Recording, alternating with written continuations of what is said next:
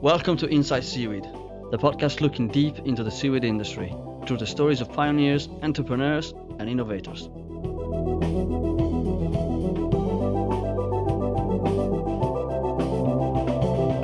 My guest today is Sam Garwin, Director of Market Development at GreenWave.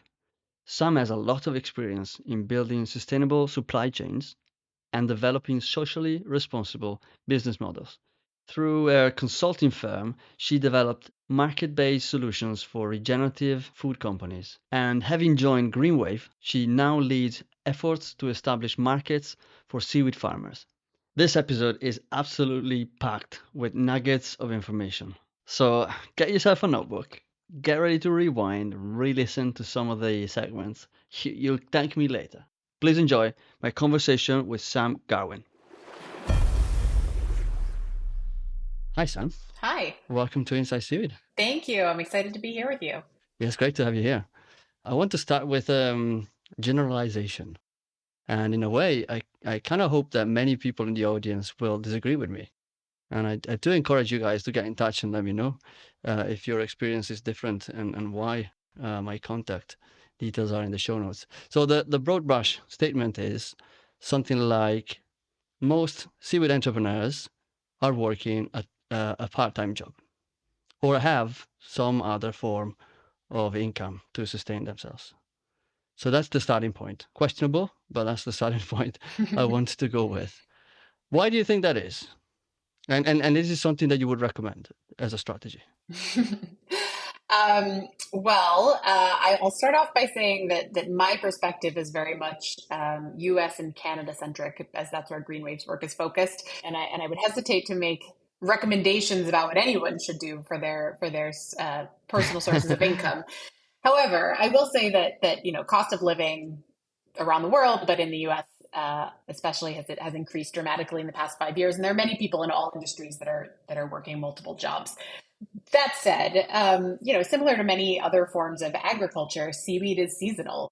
So there's only active work at certain times of year on the farming side, and farmers on land deal with this seasonality through diversification, right? So they're cultivating different crops. They might be raising both plants and animals. And that's to ensure that they have both work and also income year round. And also because many of these crops are beneficial to one another. And so the same thing is true on water, in the water. The more a farm is diversified across different species, such as seaweed and shellfish, the more viable it's going to be for that business to support someone year round. And many farmers do come to seaweed from fishing. So in a way, you could think of the seaweed as being a diversification of an existing business, which is fishing. And I would also say that unlike farms, hatcheries, processors, and value-added product companies are much more likely to have work year-round, both because they have easier access to capital for various reasons, and because you need to have a presence in the market throughout the year to build a brand. So I would say that, first of all, that the part-time nature of the job is not necessarily a bug. It might be a feature of the industry as it relates to other things people might be doing and as it relates to the seasonality of agriculture and aquaculture overall. Do you think it might be changing as the industry evolves, or is it just something that might be just inherent?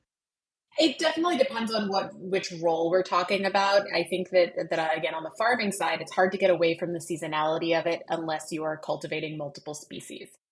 For all the other businesses in the ecosystem, I think that as the industry matures, as there's more supply available, and as we get better at stabilization techniques, which allow you to use seaweed throughout the year, I would expect those businesses to be more active throughout the year. And certainly it'll be, there will be periods of more activity and less activity, but yeah, I would expect to see them become year-round operations. Yeah, the seasonality point, there's not much we can do about it. But I want to pick up on something you just said, which is the multiple species element. I don't know, it's not something we wanted to necessarily cover today. It gets a bit technical, but in your perspective, how far along are we with that? And do you see that as something that the industry should aim toward? Well, yes, I do. I mean, GreenWave is a big proponent of integrated multitrophic aquaculture, so shellfish and seaweed, and that's for income reasons, for income just diversification reasons, but also because there are mutual benefits to cultivating seaweed and shellfish in close proximity to one another. When it comes to multiple species of seaweed specifically, we are already seeing some farmers who are doing that. We have folks in Alaska who are growing sugar kelp, bull kelp, and alaria. And that has been a really great opportunity for them to test what the market wants, for them to test how those different species absorb or end up containing various different levels of nutrients. And so I do think that the industry will head in that direction. There's also some folks in Maine, as I'm sure you know, who are testing out methods of nori cultivation. So I do see this as something people are interested in, and a direction that the industry will head. Taking the perspective of, say, an aspiring seaweed entrepreneur, could be anything. Could be if somebody wants to set up a farm, or could be somebody that wants to even something like develop a software for the seaweed industry, or a final product using seaweed as an ingredient. But the sort of the core theme would be that it's someone who wants to contribute to the positive environmental impact that seaweed can provide.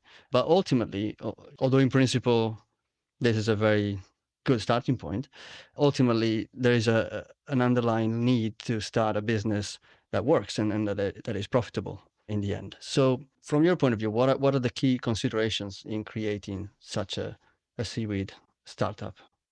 Yeah, that you bring up a great point. I mean, these are businesses. A seaweed startup, no matter how altruistic or mission based it is, has to make money in order to survive, in order to keep doing the thing it's doing. So I do consider financial sustainability a part of sustainability. And to that end, it's a seaweed startup has to take into account many of the same considerations that any startup does. So you start with, who is your customer? What need or problem are you addressing? And you need to make sure you don't lose sight of that component. It's great to have a mission. It's great if your mission and your value proposition align. But if you're not solving someone's need, or addressing someone's need, or solving a problem, ultimately your product will not be successful. I think seaweed startups also really need to take a hard look at the supply chain and identify where the gaps are. And we're going to be talking a lot more of this about this throughout the next hour. But there are gaps in the supply chain, and it's good to be clear-eyed about those gaps and have a plan for how you're going to fill them, whether that's by building it yourself, partnering with someone else to fill those gaps. But the gaps aren't going to fill themselves, so they need to be addressed. And then in terms of making money, how is the company going to add sufficient value to the seaweed, or to whatever form of seaweed they're purchasing, to cover your costs and have a little left over? And that could be through physical transformation of the seaweed, through processing. It could be through services of various kinds, or it could be just through storytelling and branding and talking to consumers. And that's a really important piece of the value chain that I think everyone is still working to figure out, is how do we make people want this stuff? Or how do we identify or uncover needs people didn't even know they had in the first place? And then after that, I would say there are a few seaweed specific questions that I would say seaweed startups need to think about, such as, what species do you intend to work with? And that's probably, again, that has to be driven by your customer needs, by the ultimate product that you're creating. But if we talk to a shocking number of companies at GreenWave who don't even know what species they're after, which really, once you know what species you're after, you start to understand a few constraints. And in this case, I think the constraints are helpful to start narrowing down some of the operational realities of what your business is going to look like. Species determines geography, which, the closer you are to working with the raw seaweed, the more that geography is important, because you're going to need to deal with the logistics of getting it out of the water, of making sure you're handling it properly to maintain the high quality. And so, thinking about where your company is physically going to be located relative to supply is going to be really important. And then, of course, how much seaweed are you going to require? And right now, again, as we're going to talk about a lot more, lining up supplies is a bit of a challenge, because of this sort of chicken and egg situation that we're in right now, where buyers are not seeing existing supply, but farmers don't want to invest in growing their farms unless they have a committed buyer. So there's a lot of work to do there. In that chicken and egg situation, do you think one problem is better than the other as a problem to have? What I mean by that is, obviously they're both problems, demand and supply, and both need to progress together, and both are equally in need of innovation and attention. But is there an argument to say that one of the two is a better, easier problem to have? From my perspective, we as a society expect farmers to take on an awful lot of risk. And the reality is, it's much harder for a farmer to raise capital than it is for a value added company to raise capital. Right now in the US, there is no crop insurance for seaweed. That we've heard that it's coming from the USDA. They presented at the National Seaweed Symposium saying that it will be an option soon. But right now there's a lot of risk for a farmer to invest in growing their farm. And from a buyer's side, I think we're really trying to encourage better, more equitable practices. And that includes the buyers and other folks further down the supply chain sharing both the risk and reward with farmers. So to answer your question more directly, from my perspective, the easier problem to solve is for people further down the supply chain, the buyers, to make commitments that they intend to follow through on with farmers so that farmers have some assurances as they go invest in gear and buy seed and that sort of thing. Is there any other consideration, maybe looking at a farmer versus a processor versus a product manufacturer? Anything in particular that you consider important in terms of the initial considerations? Yeah, there are a few specific things. So, as a farmer, first of all, I highly recommend checking out the GreenWave Regenerative Ocean Farming Hub for an entire course on this topic of considerations for getting started. First and foremost, getting some hands-on experience on someone else's farm to make sure it's something you really want to do. This is cold, hard work. It requires mariner skills. There are startup costs. There's uncertainty and risk, as we were just talking about. Those are inherent to doing anything in collaboration with Mother Nature. And then, of course, once you get started, you need to find a site, you need to design a farm, you need to set up a business entity, secure a lease and permit, and all of that is even before you put a single piece of gear in the water. So I think for folks who might have an idyllic view of what it looks like to farm, I would GreenWave is sometimes in the unfortunate position of busting that bubble for people and helping them see that there's actually a lot of paperwork, a lot of planning involved. It can be amazing once you're out there on the water, once you do your first harvest, but there's a lot of upfront considerations before you even get started. Sorry to jump in. Do you Yeah, get go that a ahead. lot? You get that a lot where you have to sort of perform a bit of a reality check on people and burst the bubble? We do. I mean, yes and no. There's a huge amount of interest in seaweed and seaweed farming right now. We had, before we opened our ocean farming hub, we had a wait list of 8,000 people for our farmer training program, which at the time was only accepting 10 people per year. So that's why we created the hub, to kind of speak to these 8,000 people and say, okay, you want to know what this is about? Here's what this is about. And we had this how to start a kelp farm course last year. It was a huge number of participants that started out, and as we went through the course, that number dropped and dropped and dropped, and that's fine. That's what we expected. I think that it's, in a lot of our society, we've come to get used to these like office jobs, right? And food production, agricultural work is not that. And so there is a bit of a reality check when it comes to, what does it actually mean to be a seaweed farmer? And what we hope is that, GreenWave's goal is that those people don't just drop out of the seaweed industry altogether. Maybe they're not going to be farmers, but there's tons of work to be done. As you point out, you could start a software company that supports the industry. You could become a processor or a buyer or a distributor, or there's so many other roles, and we really do need all hands on deck right now. So part of my job in the market development program is to help capture some of those people who aren't going to be farmers necessarily, but could still be really valuable contributors in other areas of the value chain. Okay, fantastic. Let's talk about the market then, Okay. because I think you've already mentioned seaweed has gained a lot of popularity in the West, at least lately. Mhm. It's definitely much more present in mainstream media and social media. However, product and market introductions seem to be lagging behind expectations. First of all, would you agree? And if so, why do you think that is? I think that expectations are always, oftentimes we think that things are just going to take off the way that like a software company takes off, right? But the reality of, again, of agriculture is part of the nature of physical work and physical stuff that needs to be grown and then moved from point A to point B is that it doesn't quite have the same, it can't be expected to grow in the same way that a piece of software does, which has no physical requirements. So that's what I would say on the expectation side, is that agriculture is not software.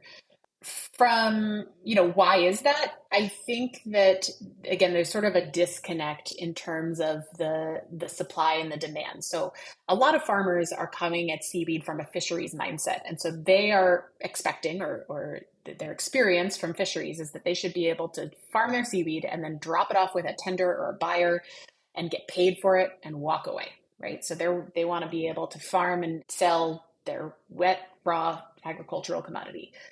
Problem is that value-added product companies all the way at the other end of the supply chain are not looking to buy a wet, raw agricultural commodity. They're looking to buy a stabilized product that's in a consistent format, quality, and availability spec.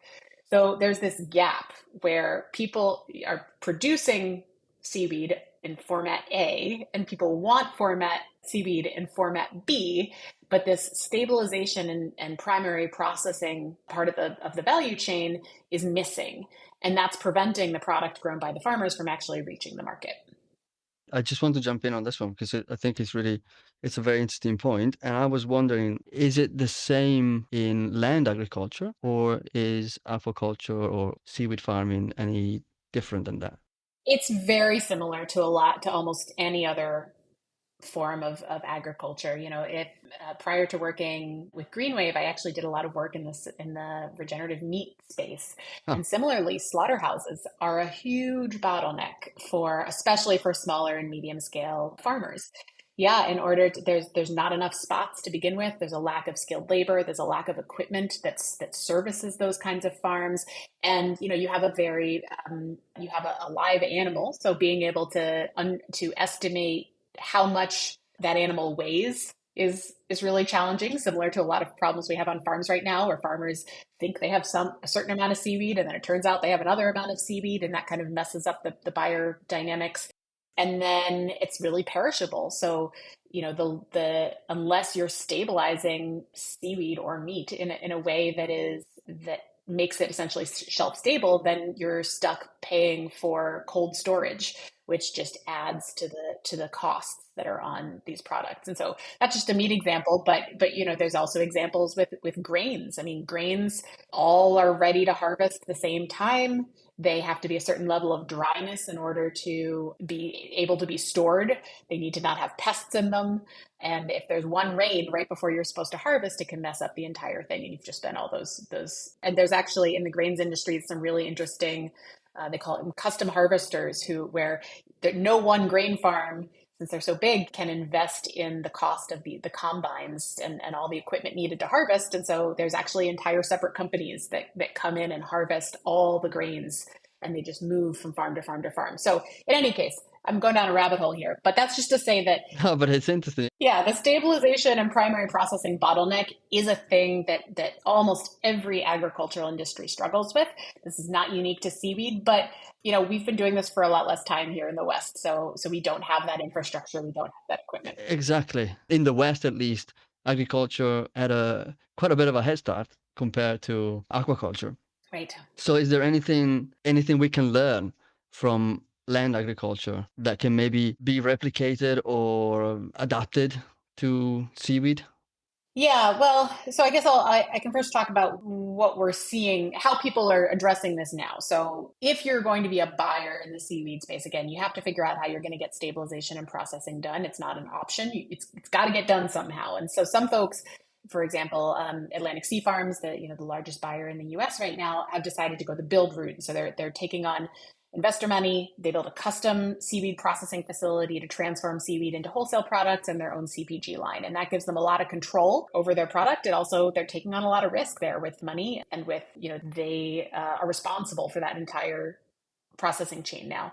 Others are doing a hybrid kind of build partnership model. So where they might buy and develop SOPs for seaweed specific machinery, but then partner with an existing processor like of fish or of produce to house and operate the equipment during the necessary times of year. And so that's a little bit less capital intensive, right? Because yes, you're still buying the equipment, but you're not building out a whole facility, which you then own and operate and have to staff and all of that. And both of those models exist in agriculture as well. I would say that with creating a new industry from the ground up, we both have an opportunity and a responsibility to look at how land-based agriculture has done it and decide which of the things that land-based agriculture has done are good and should be replicated, and which of them maybe were mistakes and we want to make sure we don't do that again. And so one of the things that I think at GreenWave we're really conscious of is the industrial metaphor for agriculture. So the idea that industrial agriculture is at its core looking at factories and at industry and pure capitalism as the model. So this is large farms, vertical integration, ownership from afar. But we've only had this concept for about 200 years, and it may have become the default metaphor, but it's not the only one, and it's not necessarily the best one. So a lot of times we try to shift the metaphor of, so what would it look like if we had a regenerative metaphor? And at the core of that would be, at the core of regenerative aquaculture or agriculture, is to look to nature and say, well, how does nature do it? How can we work with nature instead of against it? And nature doesn't scale through consolidation. There is no example of like a vertically integrated ant colony, right? Like it just doesn't exist. Nature scales through replication. So it finds something that works, and then it does it again and again and again with small tweaks to account for differences in geography, other species in the ecosystem, et cetera. And that's what results in biodiversity, which in turn results in resilience. So if an ant colony on my street gets destroyed because someone dumps chemicals on it, the one over there is not affected.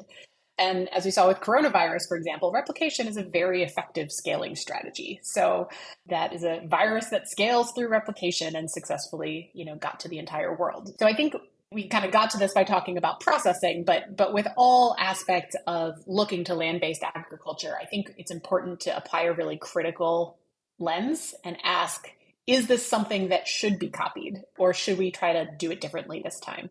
I really like your the point you made that nature doesn't vertically integrate, which is something we see a lot, even in the seaweed industry, especially in this particular moment where a lot of companies are trying to do everything and are trying to vertically integrate as much as possible. Right. And I want to be clear that I'm not necessarily saying that that's always a bad decision. I think that especially in a time when the value chain is not very well developed, where we don't have specialization yet along the value chain, it's often necessary to at least partially vertically integrate.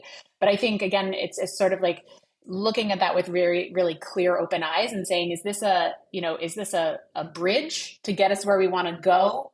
Or is this the ultimate long game? Do we always want to be vertically integrated? Do we want this much risk? Do we want this much consolidation?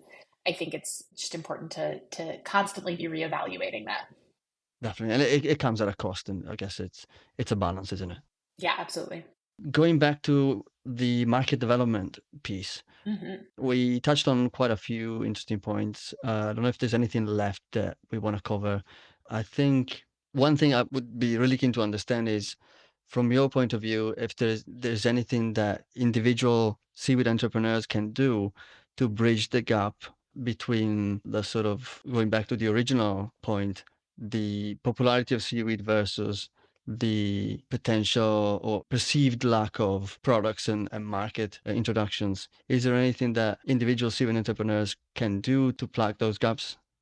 Yeah, well, I think first is to recognize that no one is going to be able to do it alone. So yes, individuals have a role to play, but ironically, their role should be in looking to form long-term partnerships within the seaweed ecosystem.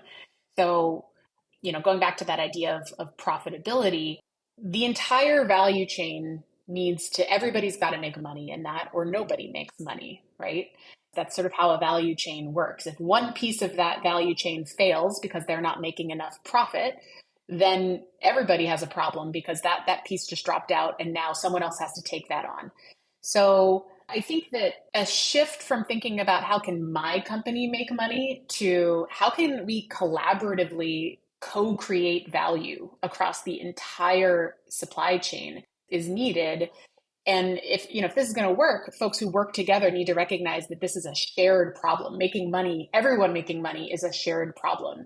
So it's not about getting the best deal on a one-off transaction or trying to get the biggest piece of the pie. It's really about long-term partnerships to make a bigger pie so there's enough to go around. And this could maybe happen through removing unnecessary costs or through adding value, through new products, through better marketing, or any number of other creative solutions. But the point is that every individual, from farmers to value added companies, has a role to play in making that happen, and everyone will benefit from the end result. But if it's sort of like us versus them within a value chain, that's not going to get us where we need to go. I think it's a lot more about buyers looking to farmers and saying, okay, what are the inefficiencies that you see? Or, what would make how can we make your life easier, and vice versa? Do you feel there is enough support for the individuals or any tools that might exist for seaweed entrepreneurs around these topics? And it could be to nurture partnerships, which you mentioned, and I fully agree, or training, mentoring around these topics that are Mm. more how do you grow an industry? How do you create a profitable business? Yeah, well, GreenWave does offer value chain coordination services as part of our market development programming, and we also have an app coming out called Seaweed Source, which we can talk more about later. But it's designed to help businesses connect with one another and to share real time business needs or offers. But there's also a growing number of blue economy accelerators, which are designed specifically to support, not specifically for seaweed companies, but companies generally working in the aquaculture and ocean space. And so some of the ones we are big fans of are Sustainable Ocean Alliance, Sea Ahead, Hatch Blue, Investable Oceans, Local Catch, and Launch Alaska. There's plenty more, but those are the ones that we've crossed paths with recently. And they have a lot of great resources, both in the kind of general business development training arena, and then as well as connections to investors and other folks in the broader ecosystem. In a nutshell, what do you think an entrepreneur would get out of these incubators and accelerators? I'm just want to paint a picture of what are the main benefits. Why is it important for an entrepreneur to consider? Great question. Yeah. Well, I mean, I'm from the ones that we have worked with, and we are developing partnerships with some of these. You get oftentimes a little bit of funding up front, which is always nice, but you're always in a cohort. And again, when we're talking about building relationships, I think it's really important for businesses to connect with other businesses in the same space. And obviously, there are some things that you can't or won't want to share because it's intellectual property, but I think there's a lot of other information that can and should be shared, especially because it's such a nascent industry. Things like food safety affect everyone. If one seaweed company has a food safety issue, we're all going to have an issue because it's going to be a broader perception that seaweed isn't safe. So I think the cohort aspect of an accelerator is one of the best angles. It's those connections and Mm. the opportunity to share with peers and to really have that information flow. I think it actually results in more innovation much more quickly.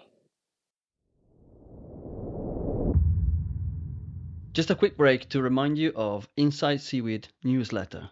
Would you like to get a super short email from me every month with 3 actionable insights for your seaweed business? I will keep on searching the seaweed industry for the most important lessons, the most useful conclusions, and relevant actions, condensed into a half page that I will share with you each month. It's really easy to sign up and just as easy to cancel. If you'd like to give it a try, head over to insideseaweed.com. Now back to the interview.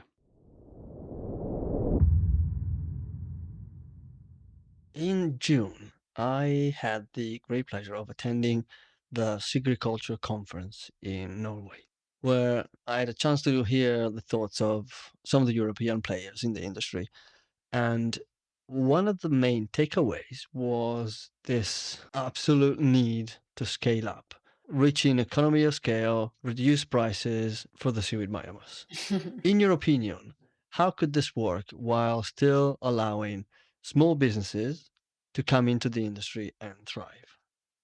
One of the things I often see missing from the conversation of scaling up is discussion of how we expect that to happen. And so I'm left wondering, so do we just expect multinational companies to step in and create these ultra large farms from day one. They're just going to show up and immediately start doing 1,000-acre farms? Or do we want today's small farmers to grow or aggregate to meet demand? And if the latter, then where's the capital, the infrastructure, and the partners to enable them to do so?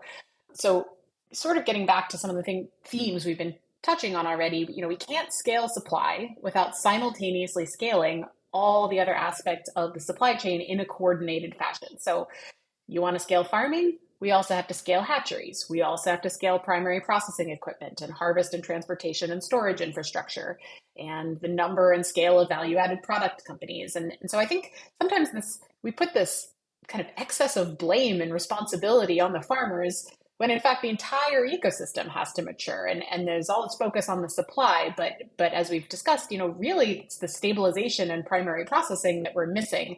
And so I think that we need to focus less on price reduction and more on value creation. So we're stuck in this kind of scarcity mindset. And what about asking the question, instead of asking, how do we reduce prices so that the few companies that exist today can make their margins work? What if we said, well, how do we make seaweed a cash crop so there's plenty of money to go around? Like, how do we make it the most valuable crop on earth?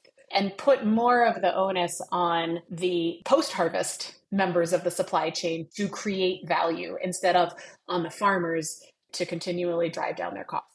So I really like that. that would be my response to that. Yeah. Um, No, I really like that, and I do want to dive deeper into it, if you don't mind, because it's a very different and fresh perspective in many respects.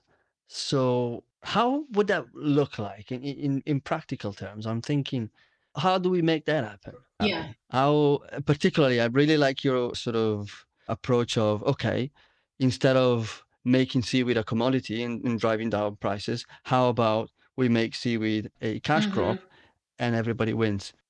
Yeah, I mean, I do think it means more investment in the application side of things, in Yeah. understanding how do we use seaweed and what are the things that seaweed could either do novelly, like what are the properties or components that seaweed has that nothing else on earth has, but also what could seaweed replace that is very valuable. So what are we using right now that's either unsustainable or has a huge carbon greenhouse gas footprint that could be replaced with the most sustainable crop on earth.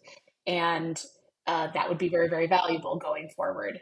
I also think that there are some really kind of unsexy but critical pieces of the supply chain, that stabilization and primary processing bit, where whoever figures that out is going to make a lot of money because again, we don't, it's not that we have a problem growing seaweed. We know how to grow seaweed. You put it in the water, it grows very well. So to me, the ability to scale up is not the issue. It's the ability to get it all out of the water and get it into a format that people want. So if I'm an investor, I get it. It's not that interesting to think about what are you going to do with this tons of biomass, but that is actually the crux of the issue. And if we figure that out, the markets are there. They want it they want extracts, they want dried seaweed. And so if you think about that piece of the puzzle as think of it as like what makes all e-commerce online work. It's like the payment processors, right? Yeah. It's the payment processors and the people who are doing like image and video buffering. The least sexy things on the planet, right? But those people are making tons of money and everybody uses them because that is the way that we make transactions happen on the internet. And that's the way that we get content to happen on the internet. And so I think those platform plays with seaweed is like, what are those bottlenecks? That's where we need investment. And that's where we're going to see a lot of value creation.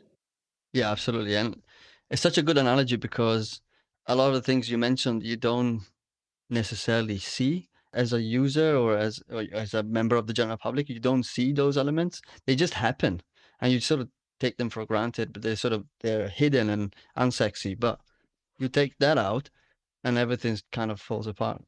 I mean, another thing that I would say is that in order to support small farmers, I do think that, fisheries are not known for their collaborative nature. It is a little bit of an independent person who goes out on a boat and becomes a commercial fisherman. And so if we are supporting small farmers in scaling, we need to support them in working collaboratively and working cooperatively in figuring out how they can aggregate supply, because you're right, scale, there's no question scale needs to happen. GreenWave is not saying we should be gardening seaweed, right? We need to be have Yeah. commercial farmers, but we need to be doing it in a way where that supply can be aggregated. And that is going to require standards. That's going to require farmers maybe owning pieces of critical infrastructure.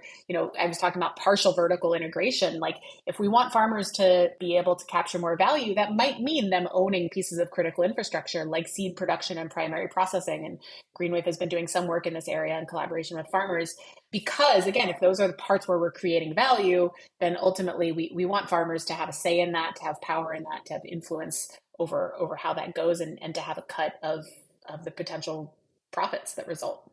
So in that sense, you do think that the green wave model is still relevant in this attempt to massively increase production and scale up the industry?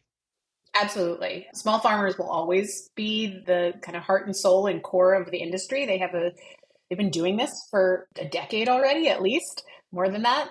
They have a base of really practical hands-on knowledge, which you can't just pick up in a book. They have creativity to innovate. They're out there on the water every day. They have the nimbleness to iterate and deploy changes quickly. I think that they're an immense resource, and the key will be in figuring out how do we create these networks. I mean, GreenWave has often promoted the idea of a reef, where you have a network of co-located farmers in a region that together supply a land-based group of processors and buyers, and figuring out how to coordinate that, whether it's through a formal cooperative structure or more informally, is, I think, at the crux of how the small farmer model works. Do you have any further thoughts on how we avoid repeating the same mistakes that land agriculture have made in the process of scaling up, in the process of industrializing? Yeah, I think just getting back to that idea of opportunity and responsibility, at every step of the way, we really try to ask ourselves questions about, is this equitable? What would it look like if we thought of it, if we inverted the idea of farmers on the bottom and put farmers at the forefront and said, actually, farmers first?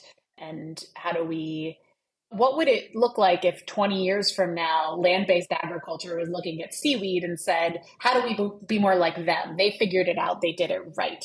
And so I think that's just taking that responsibility seriously on a day-to-day level, and trying to incorporate that mindset into all of our business decisions, and in the companies that we have the privilege of working with, making sure that we're kind of pressing them on questions like that, and encouraging them to think a little bigger.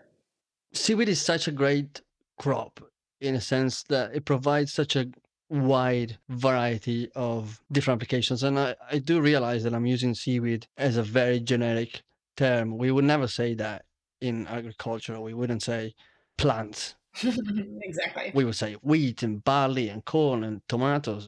Yeah. But as an industry, seaweed has a variety of different applications and therefore products, which exists on a spectrum that goes from the very high margin, low volume products to the very low margin, high volume products. So I always like to take the point of view of a seaweed entrepreneur. So from their point of view, how should they take this into account when starting up? Or further down the life of the business, if you think that's relevant. I think the most important thing is to understand what the inputs and outputs of your product or process are, and then sort of figure out where you fit into what other people are doing, and use that to strategically decrease your costs, or increase the amount of value you can derive. So thinking about like a 100% utilization approach, because I do think that is a component of maximizing the value of seaweed. So if we imagine there's no such thing as waste. So if your process to create whatever the thing is that you're selling creates a byproduct, how could you not throw that away and instead figure out a way to sell it to someone else? If your product requires a particular input format, can you find another business that needs it in the same format? So you might be able to approach a primary processor with aggregated demand and say, hey, Mm, both of us need this format. And this is an example of why a cohort is so useful. Like if you're talking with other people and your input format is not a proprietary secret. It's not. Like no.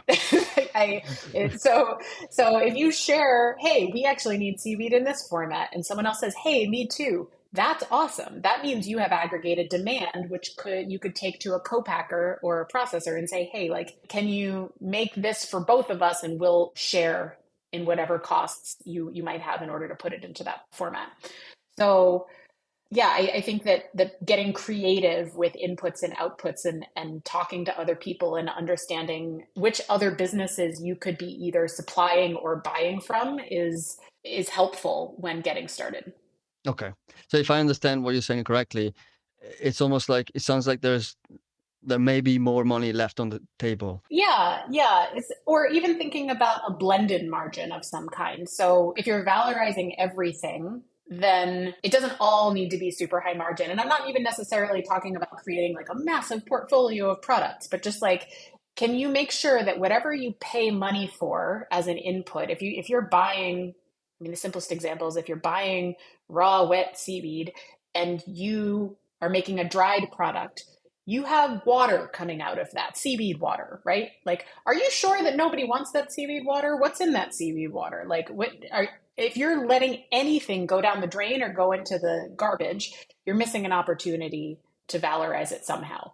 That's almost guaranteed. So I think if you think about a blended margin, as in, like, I have one product that is higher margin and I have another product that's lower margin but maybe higher volume, you're going to end up with a blended margin, somewhere in the middle, and that can actually be really I helpful see. to protect you in the case that, like, something goes terribly wrong with your primary process. So you end up with only being able to market your byproduct, for example. Well, that's not your ideal scenario, but at least you made some money instead of no money and you covered some of your costs.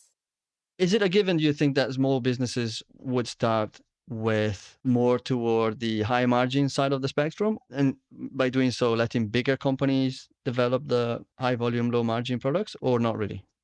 I mean, scale is definitely an important consideration when it comes to that. We've seen some kelp farmers in the Northeast be super successful in the high margin, low volume route. So they're going direct to restaurants or consumers with an ultra fresh, extremely high quality, beautiful packaged product, and commanding as high as $20 per wet pound.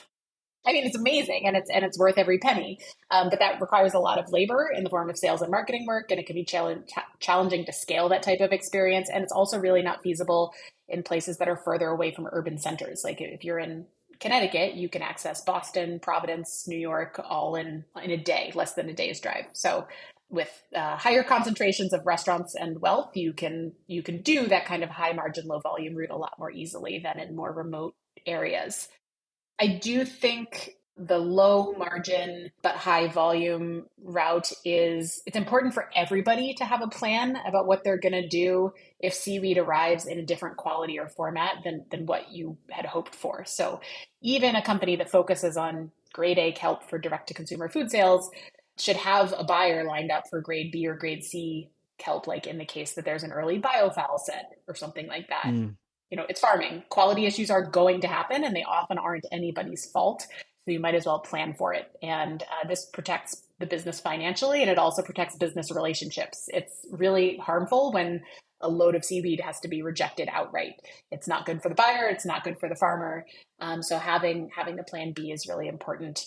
But you're right. There are certain applications, whether it's biostimulants or animal feed, that are bought and sold in higher volumes anyway, and tend to have lower margins. And so this is an area where larger companies are going to have a leg up just because they're bigger, but also where farmers who collaborate, who have a way of aggregating supply, could have access to that market as well.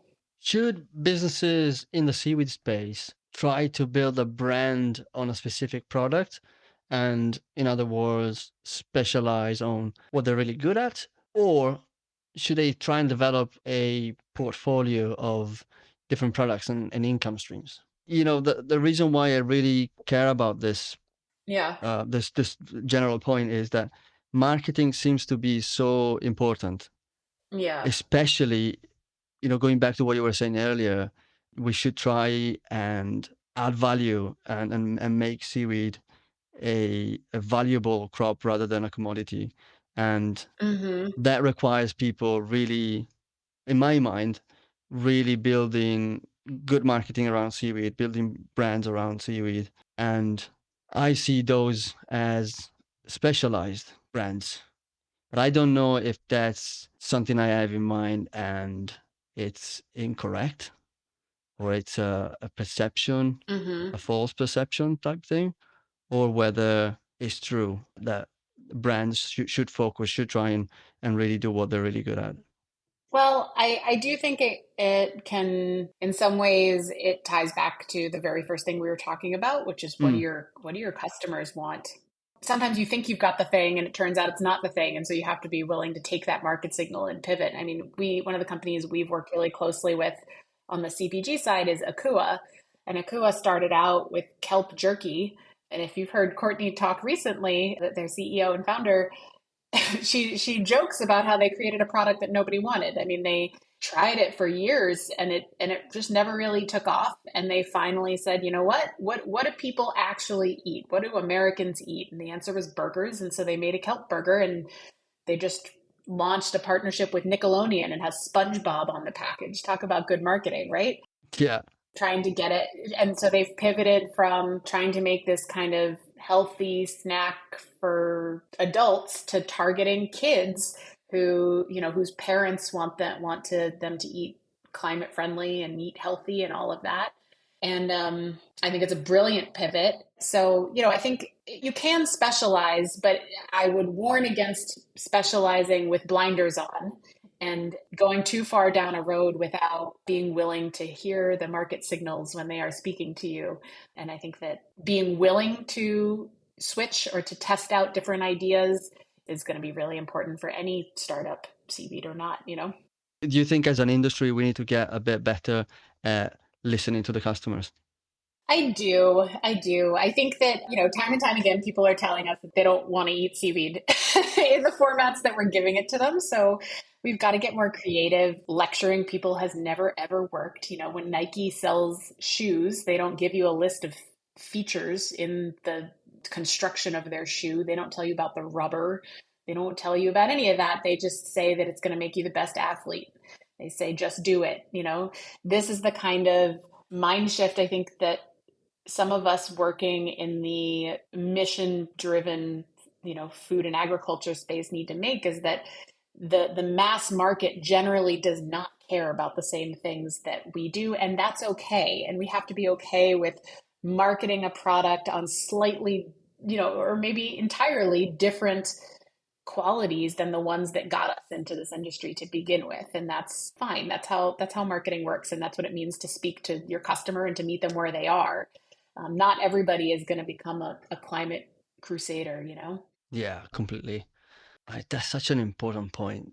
As someone who has been drawn to seaweed because of the huge potential that it has to do good and help with climate change and the environmental crisis, it's difficult to switch your mentality and flip it around and say, okay, that is the problem I want to solve, Hmm. but that's not the problem my business will have to solve. Exactly.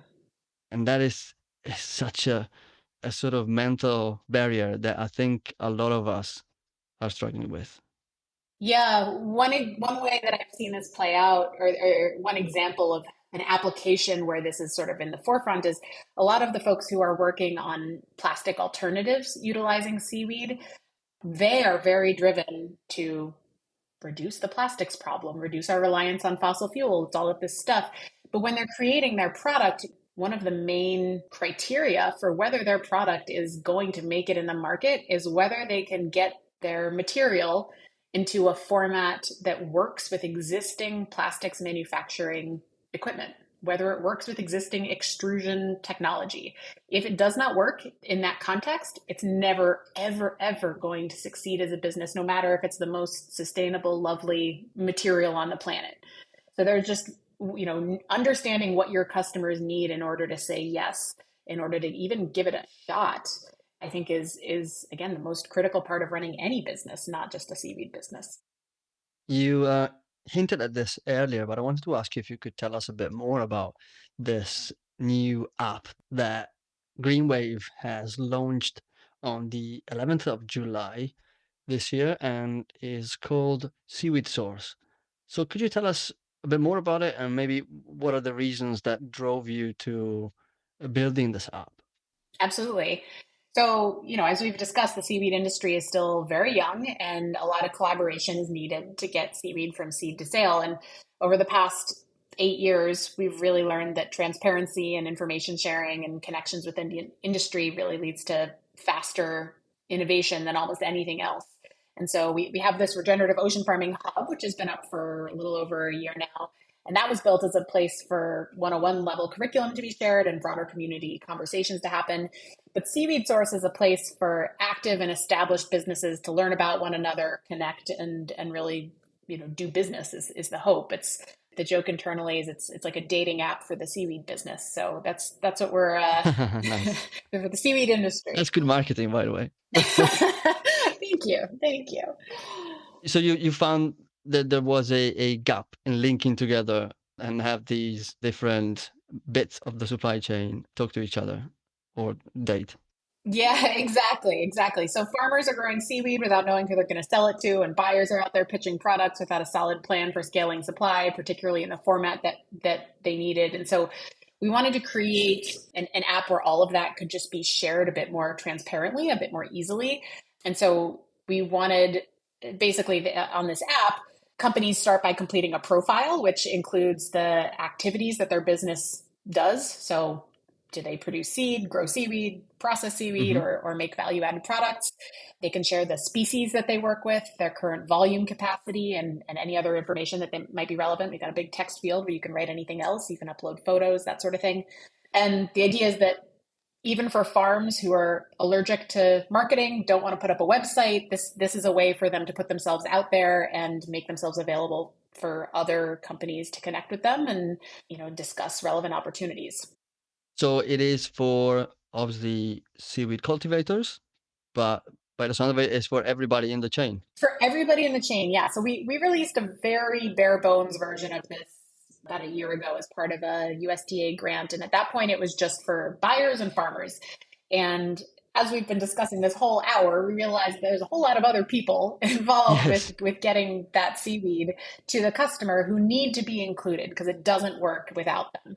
So this new release that's coming out on the 11th includes support for hatcheries, farmers, processors, buyers, and really any other business that's actively producing or buying farmed seaweed in the US or Canada. Fantastic. And I'm really excited to see this. Hats off to GreenWave for putting this together. I have no doubt it will gain a lot of momentum and benefit a lot of people in the industry. Is there anything more worth mentioning about maybe how it works? Well, I guess I'll share that in addition to these profiles, so there's multiple ways of viewing the profiles. There's a map, so you can actually see geographically where all these companies are located in the US, which is going to be, I think, pretty important. Again, we were talking about when you start up a company, you need to know geographically whether you have everything you need. Do you have the farmers, the processors all in one place? So you can use the map to search for people. There are filters that you can apply based on, again, the species, the volume, or that sort of thing. There's also a search function. And then we have a slew of other features that are going to be released shortly after the launch, including a feature we're calling listings, which is going to allow businesses to post real-time requests or offers to others on the platform. So maybe that's about excess supply. Maybe that's about a hatchery that is announcing that their seed for the year. Maybe it's about a processor that wants to offer co-packing services this coming year when previously they've only been doing their own stuff. So we're really interested in seeing how people use that listings feature. And then there's some other features that are going to be coming out shortly after that, but we're really going to be open to people's feedback. We want it to be an industry centric tool. Cool. How can people get the app and start using it? Yes, you can head to our website, look for Seaweed Source, and click on that. You'll be taken to a page where you can submit an application. All right. Before we wrap this up, Sam, was there anything else you wanted to cover today? I think we covered everything. I will say these were really great questions. It was so nice. Thank you. And it was really kind of fun to have these questions that were like so focused on market development. And Cool. so, yeah, I found that really fun. Thank you for putting effort into writing them. My pleasure. So great to hear that. Any final message or call to action for the audience?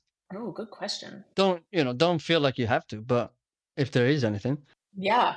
always happy to spread the word. Well, my call to Just action make sure it's a good one.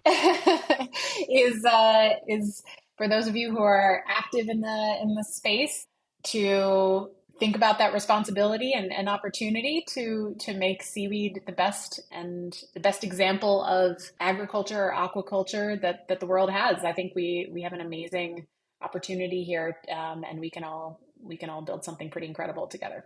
So. Are you planning to be at the Agriculture Conference US in Portland this September? Yes, I am. In fact, I'm going to be giving one of the keynotes Oh apparently. wow. Oh wow. Well, I'm looking forward to that. Yeah, I'll yeah. be there, so I'm definitely looking forward to it. Oh, awesome. That'll be great to see you in real life. Definitely, definitely. And I completely I've been looking forward to talking to you for a long time since I read some of your material and watched some of the training videos that you guys have done. And I thought, yeah, that's somebody I want to have a chat with Oh, thank you. because of the perspective, yeah, and a lot of the things that you sort of curated and covered. So I'm very, very grateful that we made this happen. Thank you so much. Thank you for taking the time. Absolutely. Anytime.